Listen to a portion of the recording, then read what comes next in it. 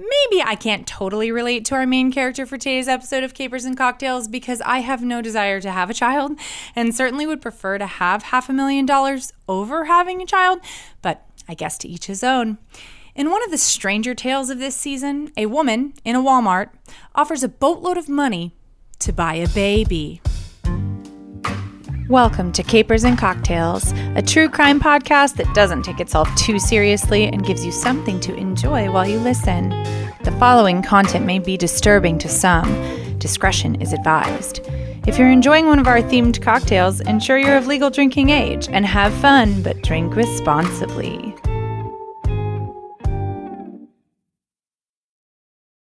It may be hard to believe, but it's the Paloma that's widely known to be Mexico's favorite cocktail, not the margarita.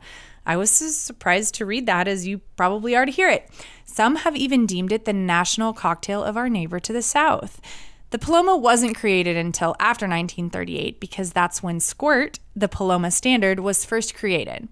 No one really knows where the name came from. It means dove in Spanish, Paloma, and it's possible it got a little mixed up with another Spanish word for grapefruit, which is pomelo. That seems logical to me since Squirt is grapefruit-flavored soda. It was first mentioned on a California menu, the Paloma, in 1999. In its original form, it includes only 2 ingredients and is best enjoyed during a hot summer day. And in its history, it's mostly just found at people's homes during house parties, not so much on menus in cocktail bars. These days, though, that has shifted, and it's a posh thing to drink in modern Mexican restaurants in the U.S., as well as something good to order in a hip bar. And if you ask Juan Pablo de Loera, a tequila consultant, quote, "I don't know anybody that would measure out a Paloma. It's just a pour of tequila over ice and however much soda you would like." Well, sorry, Juan. At least for the purposes of this episode, we're going to measure-ish. And we'll add some more ingredients because we're fancy. For the cocktail, we're going to rim a glass with salt and add a lime wheel. Again, we're fancy. Then we'll take 2 parts tequila, a half a part lime juice, and add those to the glass. We'll top the glass with ice and then add as much grapefruit soda as we want. For the mocktail, rim that glass, add the lime wheel, and then put 2 parts non-alcoholic tequila, half a part lime juice, and toss those into the glass. Fill it with ice. Then top with grapefruit soda. Stir it up and try to stave away the heat with this refreshing treat, aka drink up. In the checkout line of a bustling Wal-Mart, an extraordinary and unsettling incident unfolded, forever altering the lives of those involved. Amidst the hum of shopping carts and the beeping of checkout machines, a seemingly ordinary moment took a chilling turn. Picture this. A mother patiently waits at the self-checkout line, her infant son cradled in a car seat carrier, while her 1-year-old sits inside the shopping cart with innocent curiosity. Little did she know that the mundanity of this scene would be shattered by the arrival of a stranger. An enigma, and I do mean an enigma, in the form of a woman named Rebecca Lynette Taylor, 5'9" tall, around 150 pounds, with wild strawberry blonde hair. Rebecca Lynette Taylor somewhat resembles Jennifer Coolidge as her character Fiona, aka the stepmom, in the 2004 classic starring Hilary Duff, A Cinderella Story. YouTube viewers, tell me I'm wrong. Rebecca approached the unsuspecting mother, her voice laced with an unsettling mixture of fascination and determination. Unbeknownst to them, their lives were about to intersect in a strange, somewhat harrowing way. Crockett, Texas is a small town about halfway between Dallas and Houston. The town was named after, I'm sure you guessed, Davy Crockett, because Texas loves its heroes, and also because evidently Davy camped near where Crockett is now located on his way to the Alamo. Remember? Get it? With a population of less than 10,000 people, it's one of those places where people know lots of people. Another one of those safe, don't lock your doors kind of towns, I suppose. It's the kind of town that's not big enough for a Target, but big enough for a Walmart. Speaking of Walmart, in the second week of January 2022, Rebecca walked into that Crockett store, according to her, to buy some puppy pads. She was blissfully unaware that her actions would soon thrust her into the spotlight of a very strange crime. The events that unfolded on that fateful day, as detailed in the affidavit of probable cause filed by Lieutenant Aaliyah Price of the Crockett Police Department, would leave the community a bit stunned and searching for answers. Approaching the mother with curiosity, Rebecca fixated on the baby's striking features, blonde hair and piercing blue eyes. She made a peculiar inquiry, seemingly joking at first, about purchasing the child. Brushing it off, the mother laughed, assuming it to be a joke. But Rebecca persisted, claiming to possess $250,000 in her car that she was willing to pay for the child.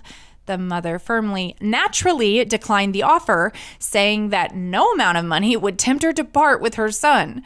As the conversation went on, it was clear that Rebecca really wanted to buy the baby. She said over and over that she was interested and that the child in front of her was right for what she wanted.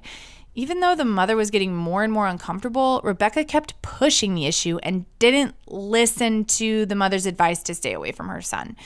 Some reports say that Rebecca actually was at the Walmart with another woman. The second woman asked what the child's name was, but because the mom wanted to protect her child, she wisely refused to tell them the child's name. Somehow, though, both Rebecca and the other woman started calling the child by name, which showed a level of knowledge that couldn't really be explained. I mean, that's creepy. Maybe they'd been following that mom around the store or something, like extra creepy. The scary situation got even worse in the Walmart parking lot. Rebecca wouldn't take no for an answer, so she yelled at the mother and raised her offer to an outrageous $500,000. She said she couldn't get enough of the child and would get him by any way possible. Fearing for her and her children's safety, the mother quickly put them in the car while Rebecca hung out behind a black SUV and made it clear what she wanted to do. This is so weird. The mother drove off and headed straight for the police department. After the scary incident happened, police officers carefully looked at the store's videotape, which backed up the mother's story and confirmed her fears. With proof in hand, the Crockett Police Department went after Rebecca. First, they went to her house to question her, and according to the Crockett Police Department, quote, "She told me that she doesn't like thieves. Then she stated I could speak with her attorney and get off her precipice. She slammed the door shut," end quote. The DA thought they had enough to charge her, so they drew up a warrant. Yes, Rebecca was arrested for her actions. She was taken into custody and charged with the offense of attempting to purchase a child, a third-degree felony, which I think is weird that you even have to have as a listed crime. This means she wasn't the first person to do this. There has to be another reason that this crime exists. I mean, it's so that women don't sell their children. It's very strange. I guess, well, Rebecca definitely fit the bill for the crime. And for Rebecca's part, she denied the entire incident. She would say, quote, "I walked in and tried to buy some potty pads for my micro Pomeranian, and I walked out and somehow this happened. 1,000% not true," end quote. Rebecca's bond amount was set at $50,000, and she was released from the Houston County Jail. She continued to proclaim her innocence, telling a Fox News reporter, quote, "Absolutely fabricated, and I'm just going to put myself in the loving arms of Dick DeGuerin, and he'll take care of it. I can't believe people can just make things up and all of a sudden charge you with a felony," end quote. I don't think I've ever heard someone say they're going to put themselves into the loving arms of their attorney, but okay. This woman is straight out of a Jennifer Coolidge movie as Jennifer Coolidge, any of her characters, but she's real. Even the hair. Anyway, so the ultimate question on many cases of capers and cocktails, and this one is no exception, is why? What would compel you to want a child so badly that you're willing to spend money to get one, but like in that way? Why would you want a child at all? Just kidding. That's just me. I feel like in another world, Rebecca might have made some seriously bad choices, like stealing a baby type choices. But it seems like she just didn't have the energy, confidence. I don't know. She seems brash as hell. Maybe it was a joke that got out of hand. Who knows? Rebecca Lynette Taylor was arrested again on Monday, May 22nd, 2023 in Temple, Texas, for failing to appear to face the original charges.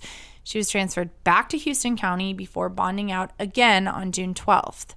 We'll see if she shows up to face her charges. Somehow I wouldn't hold my breath. Also, in early 2023, she found herself entangled in a new web of trouble. The details of this latest incident are murky. Okay, they're not murky, but despite the fact that a woman attempted to buy someone else's baby, I'm not going to divulge the court records I found.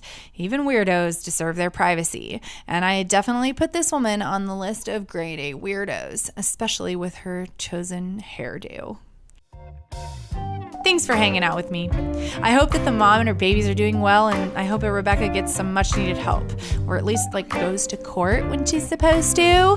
What a weird little story. I'm glad it turned out okay for everyone involved, except for maybe Rebecca, but she kind of deserves it, I think. Next week is our skipped upload, but in 2 weeks, I'll be making the cocktail that is probably my favorite one of the whole season. Speaking of which, it might be a little out of season since it's probably better when it's not 100 degrees outside, but just drink it in the air conditioning. And a crime that literally makes no sense. Stealing a piece of street art that's painted onto a literal building. Perfect for capers and cocktails. Join us on Instagram to answer such poignant questions as, would you buy a baby? Just kidding, I don't even think I asked that question, but there are fun ones. I also post a lot of true crime memes on my Insta story, so check it out, laugh with me. I also post things from some of my podcasting friends, so if you're in the market for new podcasts, it's a good place to check that out. I'll see you in 2 weeks, and please don't offer to buy anyone's babies. I promise you, it's not worth it.